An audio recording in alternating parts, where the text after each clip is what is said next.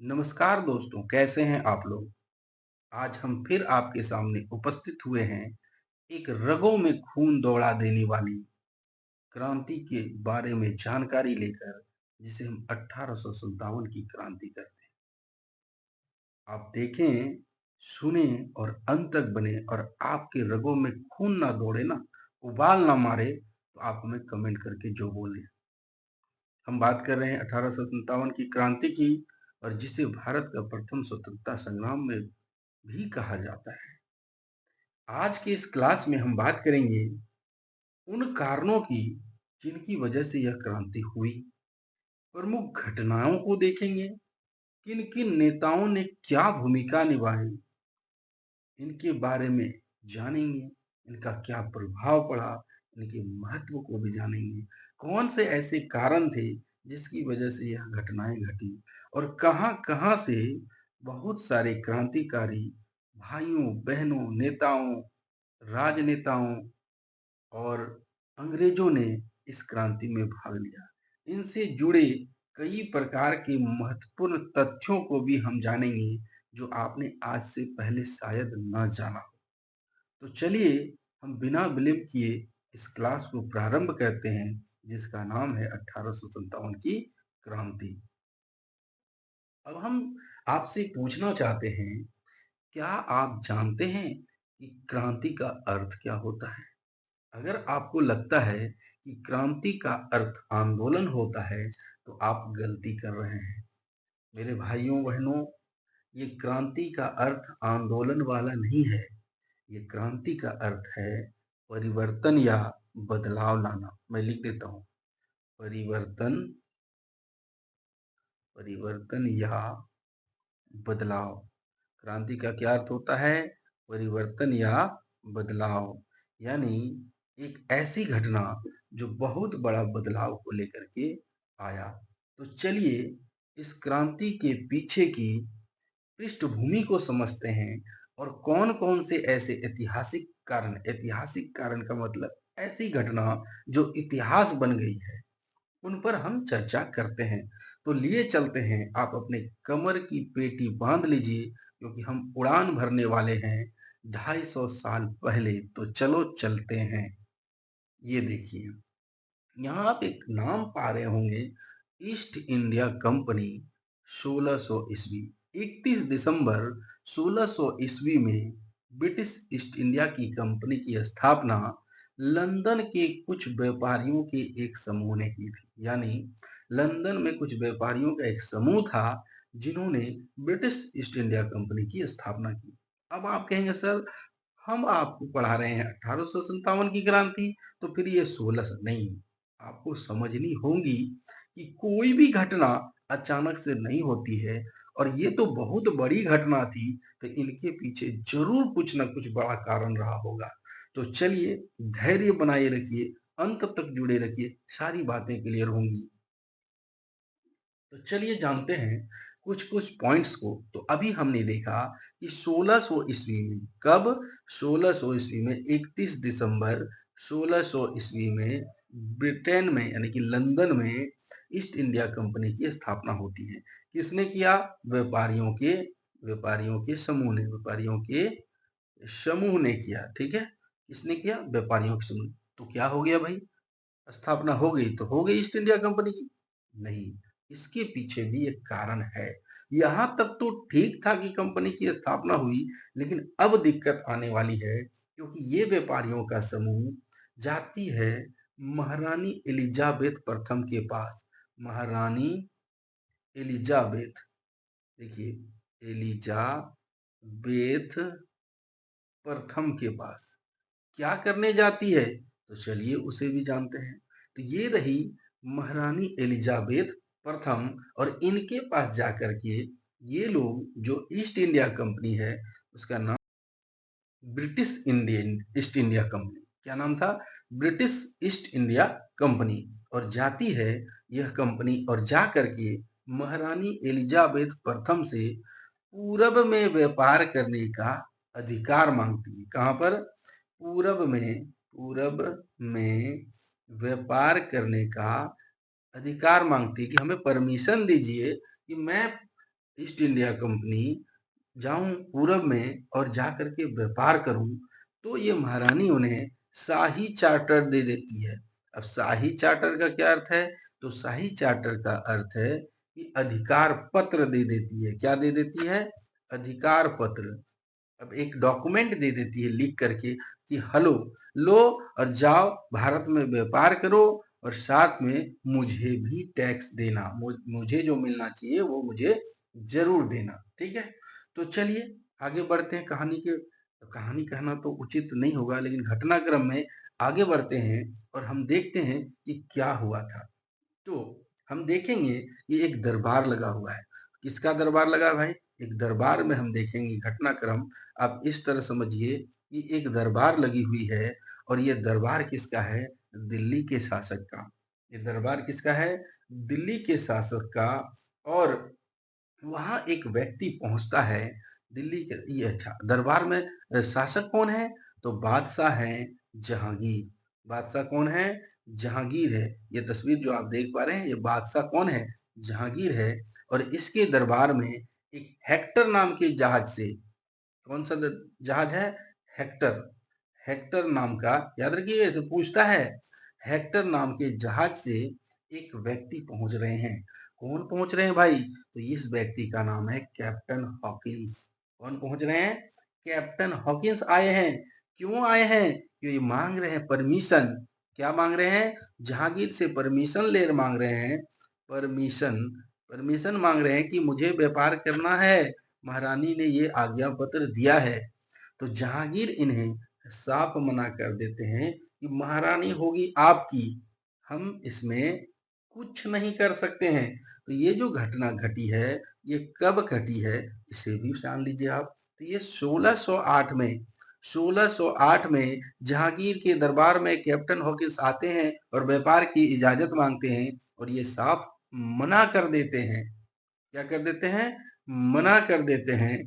तो उसके बाद 1615 में, 1615 में कौन आते हैं? Thomas Roe. 1615 में कौन आते हैं? Thomas Roe. देखिए यहाँ नाम लिखा हुआ है टॉमस रो। और टॉमस रो को इजाजत मिल जाती है व्यापार करने की। तो पहला सवाल ये होता है, आखिर टॉमस रो को इजाजत कैसे मिल गई? मिली। उसके पीछे एक कारण था। उसके पीछे कारण था कि जहांगीर का एक बार तबीयत खराब हो जाता है और टॉमस रो को इस बात का फायदा उठाने की भनक लग जाती है। तो ये अपना एक डॉक्टर लेकर के आते हैं यूनानी पद्धति का, वो इनका इलाज करते हैं और इन जहांगीर की तबीयत ठीक हो जाती है। तो टॉमस रो को जहांगीर एक उपनाम देते हैं और उसका नाम देते हैं इंग्लिश खां। इंग्लिश खां की उपाधि देते हैं उन्हें, इंग्लिश खां की उपाधि देते हैं। और कहीं ना कहीं उसका दिल पसीजता है और इस बार वो इजाजत दे देते हैं। इजाजत, इजाजत दे देते हैं। किसकी इजाजत दे देते हैं? तो व्यापार करने की इजाजत दे देते हैं। तो आप हमें बताइए, हॉकिंस को, कैप्टन हॉकिंस को व्यापार करने की इजाजत मिली थी कि टॉमस रो को इजाजत मिली थी? आप हमें कमेंट करें। चलिए आगे बढ़ते हैं।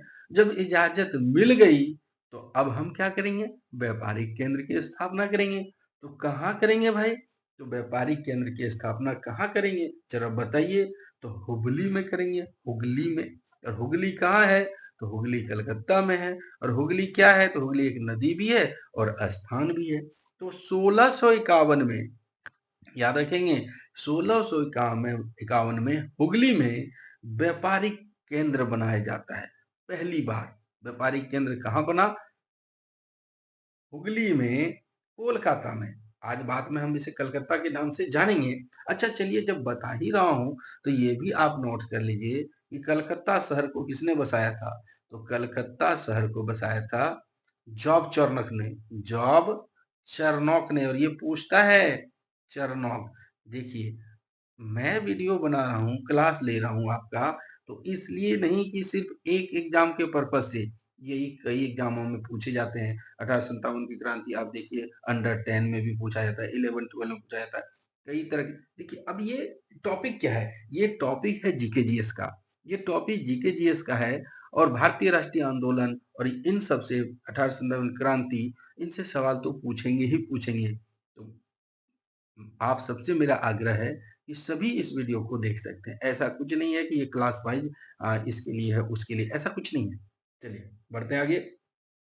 तो अभी क्या हो रहा है कि हुबली हुगली में व्यापारिक केंद्र की स्थापना हो जाती है। और कलकत्ता शहर को किसने बचाया था? हमने बताया आपको, जॉब चार्नक ने। किसने बचाया था? तो जॉब चार्नक ने बचाया था। अब हम थोड़ा सा और आगे बढ़ते हैं घटनाक्रम में। तो आपको एक घटना आती है, प्लासी का युद्ध। ठीक है, अभी मैं प्लासी के युद्ध में सिर्फ काम की बातें बताऊंगा। अगर आपको इस पर वीडियो चाहिए, सेपरेट वीडियो, तो आप हमें कमेंट कर दीजिएगा कि प्लासी का युद्ध पर भी वीडियो बना दीजिए, मैं बना दूंगा। ठीक है, लेकिन अभी मैं बनाऊंगा तो बहुत लंबा खिंच जाएगा। ऑलरेडी ये बहुत लंबा टॉपिक होने वाला है। तो मैं ये भी आपको कह देता हूँ, अगर ज्यादा लंबा टॉपिक गया तो मैं इसे पार्ट वाइज कर दूंगा, और नहीं तो अगर कम में हो गया, जानकारी तो मुझे देनी ही पड़ेगी ना। मैं कौन सी जानकारी छोड़ दूं? सारी चीजें जरूरी है, मैं कौन सी छोड़ दूं? नहीं छोड़ सकता ना, इसलिए। चलिए, तो 1757 में एक युद्ध होता है और जिसका नाम है प्लासी का युद्ध। क्या नाम है? प्लासी का युद्ध। और प्लासी का युद्ध पूछ ले आपसे कि कब हुआ था, तो देख लीजिए। प्लासी के युद्ध के बारे में थोड़ा जानकारी दे दूं मैं आपको। प्लासी का युद्ध हुआ था 23 जून 1757। ठीक है, 1757। आपने कभी गौर किया, इस 57 का बड़ा रोल है भाई। 1757, 1857, देख पा रहे हैं ना? तो देखिए, 1757 23 जून को रॉबर्ट क्लाइव और सिराजुद्दौला के बीच एक युद्ध होता है, और उस युद्ध का नाम है प्लासी का युद्ध। क्या नाम है? प्लासी का युद्ध। ठीक, किसके किसके बीच में होता है? रॉबर्ट क्लाइव और सिराजुद्दौला के बीच में। सिराजुद्दौला, ये कौन थे? सिराजुद्दौला थे बंगाल के नवाब। सिराजुद्दौला कौन थे? बंगाल के नवाब थे। ठीक है, अब सवाल ये उठता है कि ये युद्ध कहाँ हुआ था? ये युद्ध हुआ था भागीरथी नदी के तट पर। भागीरथी नदी के तट पर। आप ये देवप्रयाग वाला ना सोच ले, उत्तराखंड वाला भागीरथी नहीं है। ये हुगली नदी के पास है एक और नदी, जिसे हम भागीरथी नदी के नाम से जानते हैं। अब हुआ क्या था? हुआ ये था कि अंग्रेज जो है वो किलेबंदी कर रहे थे। जो व्यापारिक केंद्र उसने बनाया था कलकत्ता में, हुगली नदी में, हुगली नदी किनारे यानी हुगली शहर में, तो वहां पर वो क्या कर रहे थे? उसके किनारे पर किलेबंदी कर रहे थे, किलेबंदी। और इस बात की जानकारी लग जाती है सिराजुद्दौला, जो कि बंगाल के नवाब थे। उन्होंने कहा कि भले ही आपको और जहांगीर ने व्यापार करने की इजाजत दी है, लेकिन यहाँ आपकी बॉसगिरी नहीं चलेगी। ये मेरा इलाका है, यहाँ का नवाब मैं हूं, तो आप यहाँ व्यापार नहीं कर सकते हैं। और उनके किले को सिराजुद्दौला ने तोप से, इससे तोप से गोला दगवा कर गिरा दिया। अब अंग्रेजों को इतना भनक लग चुका था कि भाई हमारी हो गई है घोर बेइज्जती, और हम जब तक इसका सुपड़ा साफ नहीं करें, हम व्यापार करने में असमर्थ रहेंगे बंगाल में। तब इन्होंने क्या किया? सिराजुद्दौला के सेनापति मीर जाफर को अपने पक्ष में मिलाया, और प्लासी के युद्ध, जो कि एक नाम मात्र का युद्ध था, जो 2 घंटे में समाप्त हो गया था, उसमें सिराजुद्दौला को इसने धोखेबाजी की। किसने? मीर जाफर, जो कि उसका सेनापति था, उसने गद्दारी की, और रॉबर्ट क्लाइव की यहाँ जीत होती है और सिराजुद्दौला मारे जाते हैं। समझ गया आपने? तो ये भी तो एक घटना का कारण बना। दूसरा है बक्सर का युद्ध। अब हम बात करेंगे बक्सर के युद्ध की। तो बक्सर का युद्ध जो हुआ था, उसके पीछे के कारणों को बाद में समझेंगे, पहले समझते हैं बक्सर का युद्ध। तो 23 अक्टूबर 1764 को बक्सर का युद्ध हुआ था, ये भी आप लिख लीजिए। 23 अक्टूबर 1764 को, उसके ठीक 9 साल के बाद एक युद्ध होता है, बक्सर का युद्ध, और जिसका नेतृत्व इस बार कर रहे हैं हेक्टर मुनरो। कौन कर रहे हैं? Hector Munro. भाई हुआ क्या था, थोड़ा ये भी तो बताओ। तो चलो बता देता हूँ। हुआ ये था कि जब मीर जाफर को बनाया गया था, याद कीजिए, बंगाल का नवाब, क्योंकि धोखा दिलवाया था, उसने गद्दारी की थी अपने नवाब सिराजुद्दौला के साथ अंग्रेजों की बात मानकर। तो कहीं ना कहीं मीर जाफर को पता चल चुका था भाई बहुत बड़ी गलती हो गई है। तो वो विरोध करने लगे, किसका? रॉबर्ट क्लाइव का विरोध करने लगी। तो रॉबर्ट क्लाइव ने उसे हटा करके उसकी जगह पर मीर कासिम को, किसे? मीर कासिम को, मीर जाफर की जगह पे मीर कासिम को बंगाल का नवाब बना दिया, जो कि एक कठपुतली सरकार थी। तो क्या कोई भी शासक इस बात से दुखी नहीं होगा कि भाई मेरा तो कोई अधिकार नहीं है? लेकिन यह चतुर था, ये जानता था कि अगर मैं कलकत्ता पे रहा तो मेरा हाल भी वही होगा जो सिराजुद्दौला और मीर जाफर का हुआ। तो इसने अपनी राजधानी को कहां शिफ्ट कर दिया? इसने राजधानी को कर दिया मुंगेर शिफ्ट कर दिया। और मुंगेर में फ्रांसीसियों की मदद से, किसकी मदद से? फ्रांसीसियों की मदद से मुंगेर में किसकी फैक्ट्री लगाई? तो बंदूक फैक्ट्री लगाई, बंदूक फैक्ट्री, बंदूक फैक्ट्री लगाई। लेकिन यहां पर एक क्रांति हो जाती है 23 अक्टूबर 1764 को हेक्टर मुनरो के नेतृत्व में। और दूसरी तरफ कौन थे? दूसरी तरफ थी संयुक्त सेना। संयुक्त सेना में कौन कौन सी संयुक्त सेना थी, थोड़ा इसका भी जिक्र कर लेते हैं। एक तरफ थे हेक्टर मुनरो, हेक्टर मुनरो जो आप नाम से ही जान रहे हैं कि ये अंग्रेजों का नेतृत्व करेंगे। दूसरी तरफ थे इसके मुगल बादशाह, उस समय के मुगल बादशाह शाह आलम द्वितीय, शाह आलम द्वितीय। रुकिए मैं थोड़ा पेज निकाल लेता हूँ। हाँ ये देखते हैं, दूसरी तरफ कौन थे? शाह आलम द्वितीय। तो शाह आलम द्वितीय कहाँ से थे? तो शाह आलम द्वितीय थे दिल्ली से। शाह आलम द्वितीय कहाँ से थे? तो दिल्ली से। तो दिल्ली से नेतृत्व कर रहे थे शाह आलम द्वितीय, लेकिन दिल्ली में नहीं लड़ रहे थे, वो आए थे यहाँ पर। ठीक है, शाह आलम द्वितीय। और मीर जाफर कहाँ? मीर जाफर नहीं, मीर कासिम। मीर कासिम कहाँ से? तो मीर कासिम मुंगेर से लड़ रहे थे, लेकिन थे कौन? ये बंगाल के नवाब थे, बंगाल के नवाब थे। ठीक है, चलिए और थोड़ी जानकारी ले लेते हैं। और बनारस के महाराजा भी इसमें साथ दिए थे। तो बनारस के महाराजा का नाम था बलवंत सिंह, बलवंत सिंह बनारस के महाराजा का। ये बनारस से इनमें साथ दे रहे थे, किसमें? बक्सर के युद्ध में, बनारस से। ठीक है, बलवंत सिंह। और अवध से कौन थे? तो अवध किसको कहते हैं पहले वो समझिए। आज जो लखनऊ का क्षेत्र है उसे अवध कहा जाता है। तो अवध के नवाब सुजाऊ दौला, सुजाऊ दौला।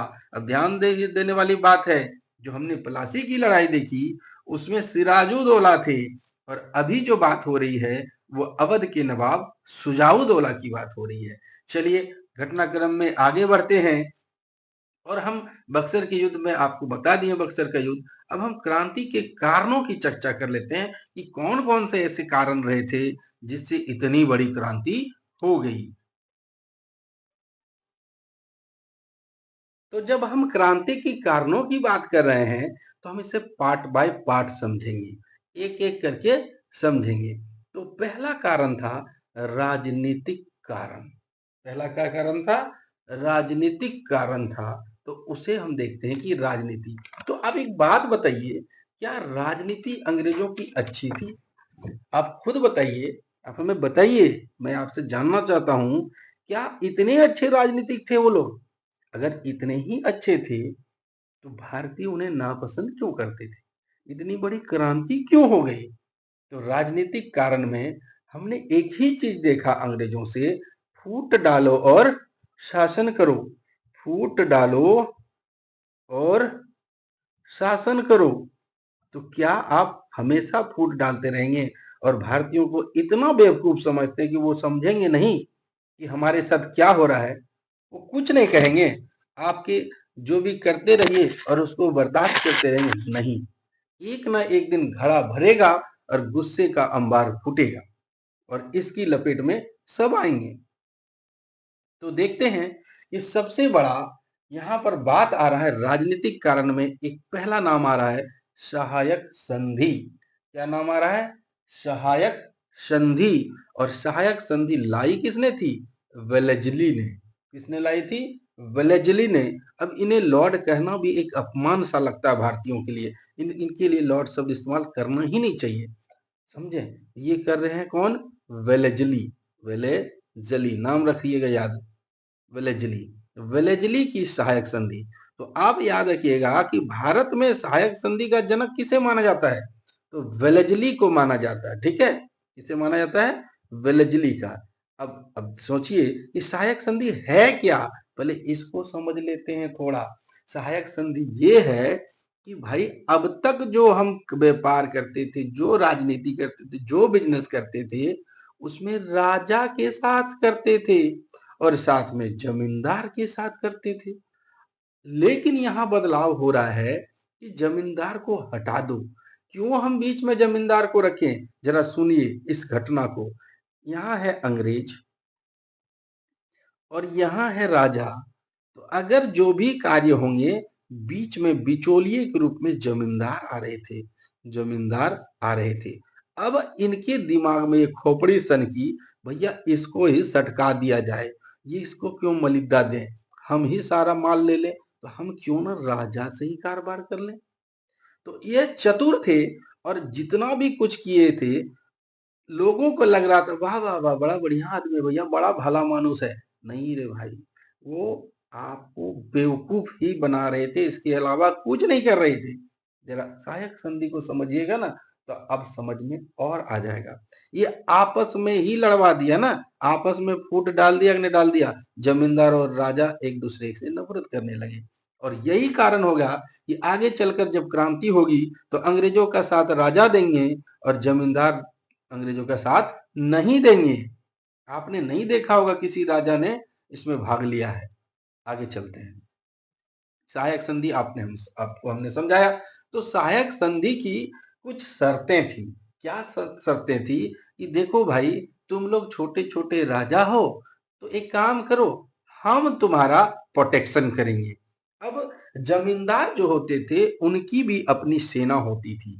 जमींदार की क्या होती थी? अपनी सेना होती थी। तो अंग्रेज क्या कहने लगे राजा से, तुम जमींदार को पैसा क्यों देते हो? एक काम करते हैं, तुम मेरे साथ संधि कर लो। यानी अंग्रेज को कहने लगे राजा से, तुम मेरे साथ संधि कर लो और जो जीतेंगे उसमें 50-50 बांट लेंगे। कितना अच्छा, कैसी कही?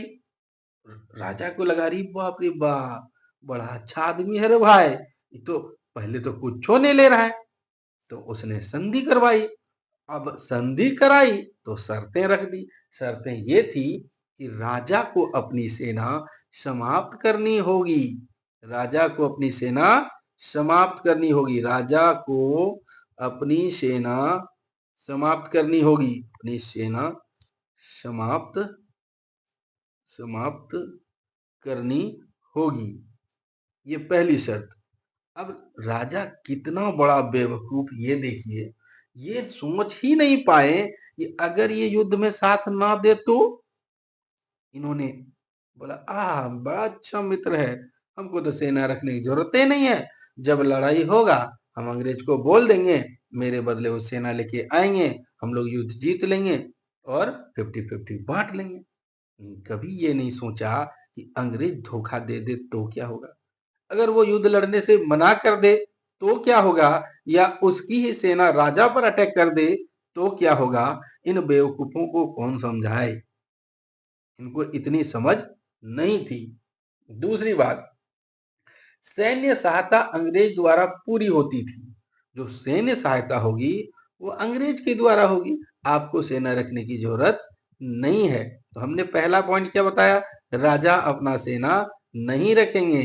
और दूसरा कारण बताया, सैन्य सहायता, सैन्य सहायता यथा सैन्य सहायता अंग्रेज देंगे, अंग्रेज देंगे। तो क्या आप उस पर डिपेंड नहीं हो गए? क्या पूरी तरह उस पर डिपेंड हुए कि नहीं हुए? कहिए ना, बताइए ना। आप बोल क्यों नहीं रहे? अरे बोल कैसे सकते हैं, मैं तो रिकॉर्ड कर रहा हूं, आप कमेंट ही कर दीजिए। ठीक है, चलिए अब तीसरा कारण हम देखते हैं। तो तीसरा कारण है कि अंग्रेजी सेना का खर्चा राजा उठाएगा। खर्चा कौन उठाएगा? तो खर्चा राजा उठाएगा, राजा उठाएगा। अब सोचो भाई, कि राजा युद्ध लड़े या ना लड़े, वेतन राजा देगा, उसके खाने का खर्चा राजा देगा। सिपाही किसके? अंग्रेज के। तो क्या अंग्रेज घर से बांध के सिपाही लाया था? नहीं रे भाई, अपने देश के नागरिकों को ही उसमें भर्ती किया और अपने देशों के खिलाफ यूज करवाया, आप ही का खर्चा लिया। कितने चतुर थे वो मूर्ख बनाने में, सोच सकते हैं आप। अगला है, सेना कब मदद करेगी? यह तय अंग्रेज करेंगे। जब आप डिपेंडेंट हो गए तब ना, कि कब करेगी नहीं करेगी, तो अब तो उस पर निर्भर रहना होगा, निर्भर रखना होगा आपको। नहीं करेगा तो क्या उखाड़ लीजिएगा? कुछ नहीं, क्योंकि आपके पास तो सेना है नहीं। निर्भरता किस पर बढ़ी? तो निर्भरता बढ़ी अंग्रेजों पर, कि देंगे तो ठीक है, नहीं देंगे तो भैया जाओ भाड़ में। चलो आगे देखते हैं, थोड़ा सा बढ़ते हैं इसी घटनाक्रम में। और पांचवा पॉइंट में देख रहे हैं कि 50-50% का बंटवारा होगा। 50-50 यानी कि युद्ध में जो चीज जीता जाएगा उसमें 50-50%। मान लीजिए कि आपने जमीन जीत लिया तो आधा राज मेरा, आधा राज तेरा, और संपत्ति जीत ली तो आधा संपत्ति मेरा, आधा संपत्ति तेरा। अब इतना कुछ शर्तें जानने के बाद यहाँ पर डैशों की कमी नहीं है, और डैश मतलब आप समझ गए होंगे। अब खाली जगह है, आप जो भरना चाहें भर सकते हैं। तो हम देखेंगे अब कि सहायक संधि करने वाली रियासतें कौन कौन सी थी। तो यहाँ पर देखिए हमने मैप दिया है, इसे आप जूम करके देख सकते हैं। ये सब रियासतें थी जो सहायक संधि की थी। लेकिन आपसे प्रश्न पूछ सकता है कि पहली रियासत कौन थी जिसने संधि की थी? तो पहला था हैदराबाद। क्या था? हैदराबाद। पहला कौन थे? हैदराबाद के नाम थे। और कब किए थे? तो 1798 में किए थे। कब किए थे? 1798 में। और उसके ठीक एक साल के बाद, उसके ठीक एक साल के बाद 1798 में कौन किया? हैदराबाद। तो पहला हो गया हैदराबाद, 1798। ठीक। दूसरा देख लें, तो दूसरा में आता है मैसूर। दूसरा में कौन आते हैं? मैसूर, जो आजकल कर्नाटक के नाम से जाना जाता है।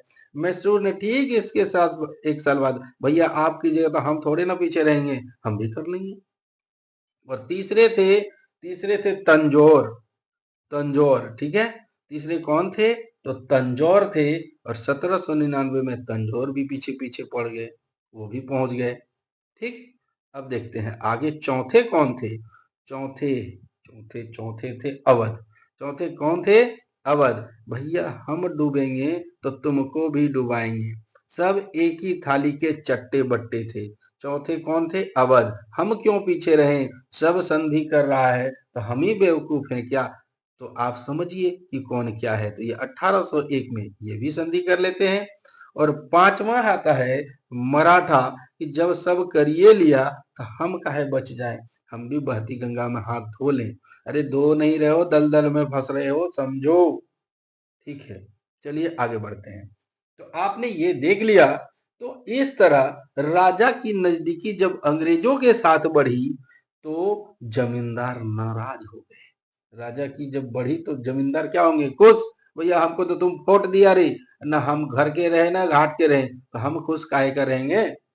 अब देखते हैं डलहौजी की हड़प नीति। ये तस्वीर आप देख पा रहे हैं, ये डलहौजी की है। हमने कहीं लॉर्ड ने लगाया क्योंकि मेरा पढ़ाते पढ़ाते खून खोल रहा है। पता नहीं आपका खून खोल रहा है कि नहीं, आपको नोच खाने का मन नहीं कर रहा। अगर मैं उसमें रहता जरूर दो चाटों का नाक मुंह नोच लेता। अगर आपको भी ऐसा लग रहा है तो आप एक सच्चे भारतीय हैं, और लाइक करके कमेंट जरूर कीजिए कि आपको कैसा फीलिंग आ रहा है। अभी तो ये सुना है आपने, अभी पूरी क्रांति सुनिएगा तो और क्या होगा। ठीक है।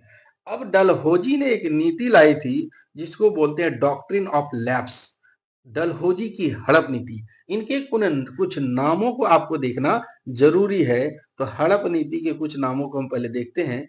यहाँ जितना अटता अटता है फिर दूसरे पेज में लिखेंगे। तो पहला नाम था विलय नीति। क्या नाम था? विलय नीति। फिर हम आपको समझाएंगे ये नीति क्या थी। पहले आप अन्य नाम देखिए। इसी का नाम था व्यपगत सिद्धांत। व्यपगत सिद्धांत, इसी का क्या नाम था? व्यपगत सिद्धांत। ठीक है, आगे देखिए। अगला है इसी में, देखिए हमने दो नाम बताए अभी, एक तो हड़प नीति आपने सुन ही लिया, विलय नीति, व्यक्तिगत सिद्धांत, और तीसरा था गोद प्रथा निषेध नीति। क्या था? गोद प्रथा निषेध नीति, निषेध निषेध नीति, यानी कि गोद भी आप नहीं ले सकते, गोद प्रथा निषेध नीति। ठीक है। और चौथा नाम था इसका doctrine of lapse, doctrine doctrine of lapse. अब ये है क्या चीज, थोड़ा इसके बारे में चर्चा कर दीजिए सर। हाँ बिल्कुल कर देंगे, तो थोड़ा सुन लो। इसने डलहौजी ने एक नीति लाई थी कि जिस राजा के अपने पुत्र नहीं होंगे उसको क्या करेंगे, हम उस राज्य को अंग्रेजी शासन में मिला लेंगे। तो अब ठीक है, मेरा पुत्र नहीं है, हम गोद ले लेंगे अपने पड़ोसी का पुत्र, अपने परिवार के किसी, ना ना ना ना ना, इसके लिए भी इसने कानून बना दिया कि अब गोद नहीं ले सकते हैं, हम इसे राजा की संज्ञा नहीं देंगे, हम इसे राजा नहीं मानेंगे। तो अब यहाँ आ रहा है कि कुछ राज्य जिसने ये हड़पे थे, किसने? डलहौजी ने, इस नियम के अनुसार थोड़ी चर्चा उनकी भी तो हो जाए। तो डलहौजी की हड़प नीति का जो शिकार हुआ जो जो राज्य, उसकी थोड़ा चर्चा होनी तो चाहिए ना। तो बात उठ रहा है कि सर्वप्रथम किसको हड़पा गया? तो सर्वप्रथम हड़पा गया सतारा को।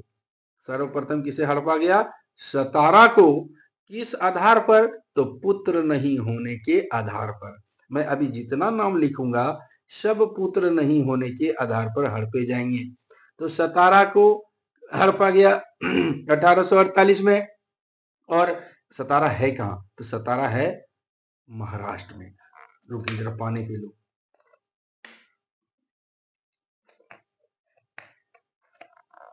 तो 1848 में सतारा को हड़पा गया, जो कि महाराष्ट्र में है। और दूसरे नंबर पे हड़पा गया उदयपुर। भैया ये जोधपुर उदयपुर वाला नहीं है, ये महाराष्ट्र का मध्य प्रदेश का उदयपुर है, याद रखिएगा, वो राजस्थान वाला उदयपुर नहीं है।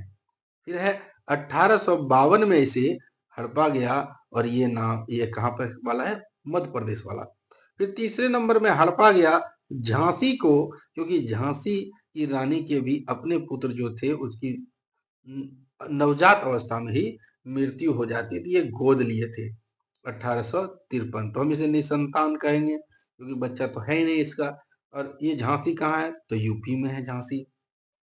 और अभी इसका नाम कर दिया गया है वीरांगना लक्ष्मीबाई, वीरांगना रानी लक्ष्मीबाई। और चौथे नंबर पे आ रहे हैं नागपुर। और नागपुर तो आप जानते ही है कहाँ है, तो नागपुर है महाराष्ट्र में। और इसे हड़पा गया 1854 में, और ये कहाँ है? तो महाराष्ट्र में। अब देखिए, ये तो चलो भाई आपकी नीति समझ में आ रही है कि इनके पुत्र नहीं थे, तो आपने इसे हड़प लिया किस नीति के अनुसार? कि गोद प्रथा निषेध नीति। लेकिन भाई अवध में क्या? अवध के नवाब वाजिद अली शाह तो थे, उनकी बेगम भी थी हजरत महल, और उसका पुत्र भी था जो अल्पवयस्क पुत्र था जिसका नाम था बिरजिस कादरी। अब उसे कैसे हड़पेगा? तो जरा इसकी चाल को समझते हैं और ध्यान से सुनना मेरी बात को, कि अवध में हड़पा गया। कब हड़पा गया? तो 1856 में। और अवध किसको कहा था? यूपी में। और इस पर डाला जाता है कुशासन का आरोप, यानी कुप्रशासन, कि आपके प्रशासन से जनता खुश नहीं है। ले भैया, ये तो जबरदस्ती वाला बात हो गया। अभी तक तो तुमने ऐसा तो कुछ बोला ही नहीं था, लेकिन जबरदस्ती इसे कुप्रशासन का आरोप लगाकर हड़प लिया जाता है। छठे नंबर पे आता है जैतपुर। छठे नंबर पे कौन सा शहर आता है? जैतपुर और संबलपुर। जैतपुर और संबलपुर। संबलपुर, जैतपुर और संबलपुर कब हड़पा गया? तो 1849 में हड़पा गया। कब हड़पा गया? तो 1849 में। और आखिरी आता है बघाट। क्या आता है? बघाट। और बघाट को हड़पा जा रहा है 1850 में। इन सब को हड़पा गया है कुप्रशासन का आरोप लगाकर। और पहले जो हमने नाम बताए सतारा, उदयपुर, झांसी, नागपुर, ये पुत्र नहीं होने के कारण हड़पा जा रहा है। और किसके द्वारा? डलहौजी के द्वारा। चलिए घटनाक्रम में आगे चलते हैं तो देखते हैं कि और क्या हुआ था। तो और ये हुआ था, थोड़ा अवध पर मैं रोशनी डालना चाहूंगा क्योंकि यहाँ पर कुप्रशासन का आरोप डाला था। थोड़ा सा मैं डाल दूं, चलिए डाल ही देता हूँ। तो ये होता है अवध पे हम जा रहे हैं। हमने पहुंच गया अवध। अवध कहाँ? तो वर्तमान में लखनऊ का स्थान। तो वहां के नवाब थे वाजिद अली शाह। कौन थे? वाजिद अली शाह। वाजिद अली शाह। और इनको हटा दिया जाता है अंग्रेजों के द्वारा कि भैया आपका प्रशासन अच्छा नहीं चल रहा है, तो इन्हें गद्दी से हटा दिया गया। कहा ठीक है कोई बात नहीं भाई। बेगम हजरत महल कहती है मेरा तो बेटा है, ठीक है, तो मेरा तो पुत्र है, तो मेरा पुत्र है बिरजिस कादरी, मैं इसे नवाब बना दूंगा। किसे नवाब बना दूंगा? तो बिरजिस कादरी को नवाब बना दूंगा। बिरजिस कादरी को। तो एक अल्पवयस्क था। तो ना ना ना ना, आपसे जनता खुश नहीं है, आपको जनता देखना ही नहीं चाहती है, और इसे भी हटा दिया जाता है।